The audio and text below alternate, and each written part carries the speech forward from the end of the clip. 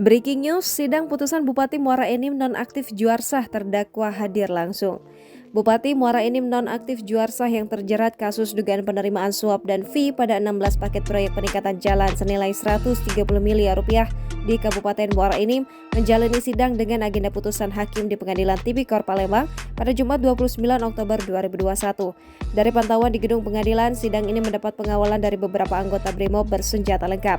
Nampak pula simpatisan maupun keluarga Juarsah hadir langsung untuk menyaksikan jalannya persidangan. Sementara istri Juarsah juga turut hadir ke ruang sidang, terlihat tak kuasa menahan tangis menyaksikan suaminya yang duduk di kursi terdakwa. Selama hakim membacakan amar putusan, istri Juarsah terus mengelus dada seraya tak henti-henti menyeka air mata yang terus jatuh membasahi pipinya. Bibirnya juga tak henti-henti berucap kecil layaknya orang yang sedang membaca zikir. Duduk lesu di kursi pengunjung, istri Juarsah terlihat ditegarkan oleh seorang kerabat yang terus mengelus pundaknya. Hingga berita ini diturunkan, hakim yang diketuai Sahlan Effendi SH.MH masih membacakan putusan terhadap Juarsah.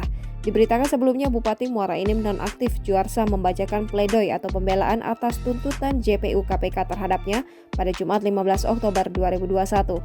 Dengan judul pledoi nasib seorang wakil bupati yang terzolimi, Juarsah sempat tak kuasa menahan tangis di ujung pembacaan pledoinya. Seperti diketahui, Juarsah terjerat kasus dugaan penerimaan suap dan gratifikasi pada 16 paket proyek peningkatan jalan senilai 130 miliar rupiah di Kabupaten Muara Enim.